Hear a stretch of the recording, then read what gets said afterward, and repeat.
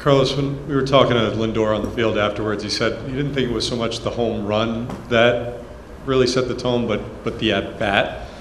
For you, just how much did the way that he approached that first at-bat set the tone for the rest of the group today? Yeah, I think I said it in the middle of the game that not just because of the homer, but the way he attacked them, fouled off a couple of pitches, laid off a couple of breaking balls, and then got a pitch and drove it to kind of set the tone, right? But I thought overall we had really good at-bats up and down, and obviously Vientos with the big one. But especially as a pitching staff, what they've done the past few games, and it's been hard on a bullpen day where you don't know what you're going to be facing. For us to get that first one across the board was important. You know, at this point with Vientos, does it surprise you at all the way that he's able to come through consistently in his first postseason? Not really. His ability to slow the game down, you could see it calm, under control. He took pretty good breaking balls down and away. And then just having the awareness of the situation and what the pitcher is trying to do to him. And 3-2, not trying to do too much, staying on the big part of the field, and got a fastball that he was able to, because the power is real, you know. And you didn't see a big swing. It was, let me put it in play, let me stay on the big part of the ballpark, and he was able to drive that one. And then you see the next at bat against a lefty, just going the other way with ease and just shoot that ball the other way. So that's a sign of not only a good hitter, but someone that is maturing and is under control. It doesn't matter the situation. Okay, next question. We'll go get Dave. Just like what you said with Lindor's at bat, and even Vientos, who went to 9 pitches with his, do you just feel as those pitch counts get deeper, that Lindor and Vientos are going to wind up doing something big? Yeah, and I think the way they were taking the pitches, you know, it was with ease. It was on time, ready for a pitch in your zone. But if he wasn't there, the way they took it, it was pretty telling. So regardless of the outcome, they put themselves in a good position there and foul off couple tough one, laid off couple tough one, and when they finally got one, they were able to drive it. So cool one there. Okay, over on the right in the middle. Hi, Carlos. Nick Selby, Sports Illustrated. What impressed you the most about Minaya today, and how important was it for him to get through at least 5 after using a lot of relief pitchers early last night? Yeah, I thought he was really good. The one thing, he was on not only getting ahead, but staying on the attack. You know, and like perfect example, the way he went after Ohtani. You know, the first couple of at bats. I thought everything was working. Whether it was the fastball, the changeup, the sweeper, but he made pitches, you know, in the zone. He stayed in the attack. They control the strike zone. As a team, they don't chase. So not only you have to get ahead, but you have to execute in the zone to be able to get them.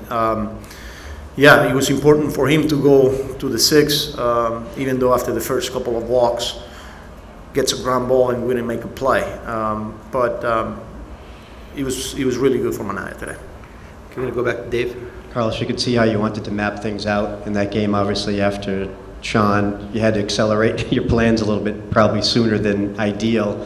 How did you feel going through that, just the way you mapped it out from going to Phil to Stanek to Dave? Yeah, I think the key was after we scored and we got up 6-0, the key was for Sean to continue to shut down their offense, you know, continue to just give us zeros. And he gave that homer to Muncy, but for him to go out there for the 6, and like I said, after the couple of walks, he got a ground ball where we couldn't make a play. At that point, you know, obviously going to the bullpen, but they did a hell of a job. Phil, you know, got that pop-up ground ball, gets through Pete, and then, you know, he gets that ground ball with Kike, and we turn the double play. He goes back out there and give us an out, and then for Stanek, you know, for him to not only get the last 2 in the 7th, but 2 more in the 8th, to be able to give the ball to Diaz today, you know, was kind of, you know, how I envision it going in the game today. It doesn't always going to work out that way. I'm just glad that they came through big time today, and especially Diaz for the last 4 outs. Go back over here, Steve. You know, when you talk about Minaya needing to execute in the zone against this team, the first at bat, you don't see Shohei Ohtani that late on a fastball, basically right down the middle, that often. What did that one swing tell you about how Sean's stuff was coming out and looking today? It's a tough at bat. It's a different look. He's, across his body, especially left on left, low arm slot, and he's hard to pick it up. And when you see one of the best hitters in the game take pitches like that, and then the way he swung for strike three, the second at bat, I think it's like, man, he's having a hard time seeing him. I don't think you see Ohtani look that way too often, but that's what Sean does. It's a tough look, and I'm just glad that he was able to give us a chance to win a game today.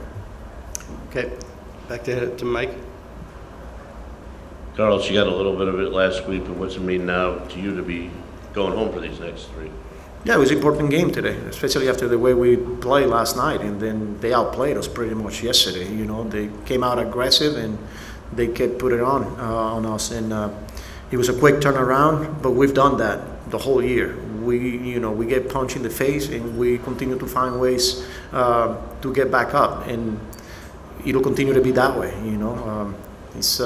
It was good to get this one here. Now we get an opportunity to go home and play three there in front of our fan base, expecting to be packed and electric and loud, and but it's going to be fun.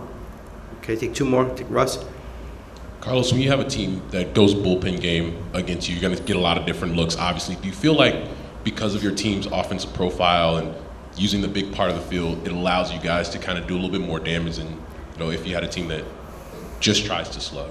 Yeah, 100%. And we did it against the Brewers, one of the best bullpens in the league, right? And we're facing one of the best bullpens in the league here too. But because there's a lot of different ways we can create and we can attack, whether it's not only by hitting the ball out of the ballpark, but taking our walks, putting the ball in play, going the other way when we need to, just make things happen. Is what makes this lineup a deep lineup. And when you're facing a bullpen day, I think it's important to not only, because it's hard to game plan, but you got to go out there and make adjustments and take what the game is giving you, whether it's putting the ball in play, moving a guy over, getting a guy in. Those are the little things that you have to do to win baseball game here in playoff when you're facing elite pitching staff. Okay, last question, Dave. Carlos, you mentioned Diaz before, and you went to get him for the 4-out save. How do you feel like he finished as strong as he finished today? I know we've gone outing to outing with him sometimes. He's admitted to maybe having a little difficulty at some points. But the way he finished today was as strong as I think he's done, right? You're 100% right. And I think he was under control. He was able to slow the game down, made pitches to get Kike in the eighth after the double steal. He got that last out. And then the first two guys get on, and you could tell once he got Mookie, especially using his fastball, he was throwing strikes. It was a good sign, and I've been saying it. We're going to need him. In order for us to get to where we're going to get, we're going to need Edwin Diaz, and he will continue to step up. Thanks, Carlos. Mark, understanding that it's Francisco Lindor that they chose to walk, when they do give an intentional pass ahead of that grand slam, does that add anything extra for you when you step into the plate, or up to the plate? No, for sure. I took it personal. I mean, I want to be up there during that at bat for sure. I want them to walk Lindor in that situation and put me up there. And at that point, I was just, let me simplify the game and just get one run in, get a walk, like whatever I can do to add another run to the score. And luckily, I hit a ball in the air and it went over the fence. You continue to show in this postseason that you're willing to simplify the game, not try to do too much, and more often than not, it's led to big results. Why do you think you've been this comfortable doing that in your first taste of Major League Baseball postseason? I think, honestly, it's right there. Just like when I say I'm simplifying the game, I'm just focused on one thing, and the only thing I'm focused on is winning a game. And whatever I can do, whether it's move a runner over, make a play, be a good teammate, that's what I want to do, because the only focus I have is winning games. Okay, I'm going to go here, Dave. Mark, when you mentioned that you took a press on that, are you surprised? Do you think people still underestimate you a little bit, despite what you've done this October, as good as your numbers have been? Maybe, but I feel like it's just the praise for, Francisco. You got Francisco ahead of me, I feel like, and he hit a home run earlier in the game. So they rather take a chance on me than him. But I use it as motivation. I'm like, all right, you want me up? I'm gonna show you whatever. So, yeah. And do you feel, as you're working him during that long at bat, that the at bat's going to come back to you, that you're going to get that fastball that you wound up getting, the deeper that goes, 7, 8, 9 pitches in? To be honest, I didn't think he was gonna give me a fastball. That was my approach, was to see a heater up, but I wasn't expecting a heater. I thought I was gonna get like a slider and I was just gonna poke it in a hole or something. So, but yeah, no, I wasn't gonna miss it. Okay. We're going to go to Mike right here. Edwin, what's kind of your mindset there, coming in the 8th, and then you got to face the heart of the order in the 9th? I just was trying to throw strike first of all. Like, as soon as I get to the mound, I said, I'll be, whatever you call, I will follow you. He called me like 3-4 sliders in a row. I threw it, we get the out in the 8th. And in the 9th, I just try to throw strike, like attack the hitters, because we was winning by 4 runs. So I got a good lead to challenge them. And that's what I did. I give up the blooper, and then I walk Ohtani, and then I trust my fastball and throw it right in the middle for them. Okay. We're going to go in the back to JP.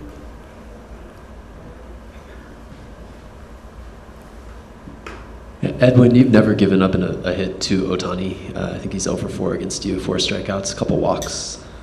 What's the secret? You seem to have figured it out.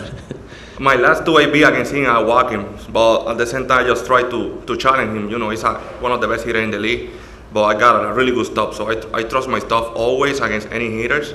To him, I just go after him. Hit the ball. If you get to strike, I will try to make you chase. Okay, we stay back there on the far left. Hola, Edwin. Preguntarte, es tu primera experiencia en esta ronda de playoff. ¿Cómo te sientes después? Obviamente tienes experiencia serie divisional, comodín, clásico mundial de béisbol, pero ¿cómo fue entrar en este escenario lleno, el sol, un line-up muy poderoso como el de los Dodgers? Platícanos la experiencia que tuviste hoy. Sí, una experiencia increíble. Cada momento que estamos viviendo ahora mismo es un sueño hecho realidad para cada pelotero. Yo, como tú dijiste, he jugado diferentes tipos de series. El Clásico Mundial me ha ayudado bastante. Creo que en mi último clásico, esa experiencia que viví durante todo, con toda esa fanaticada, que eran juegos como si fueran serie mundial, me ayudó bastante. Yo solamente salgo a divertirme. Pienso en que creo en mí 100%. Salgo a divertirme y voy a hacerlo lo mejor que pueda. Okay. I'm going to go down here on the right to Steve. And when having a 3-run lead going into the 9th is great, but when you have those hitters, Ohtani, Betts, Freeman, Hernandez, when they get that extra run, you have a 4-run lead. Does that make you feel even better? Are you aware that, I can be even freer as a pitcher in this 9th inning?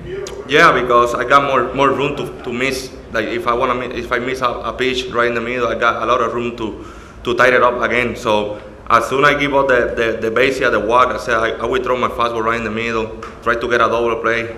I ended up striking out the other 3 hitters, but I was trying to make pitches and get them out. I'm going to go Russ a little far right. Mark, you have guys on this roster who've played in the World Series before, played in the postseason before. For you, getting a full season to kind of, get that vibe. You guys have been playing basically postseason baseball since June. What have you kind of gained, watching these older guys who have done it that you've tried to put into your game?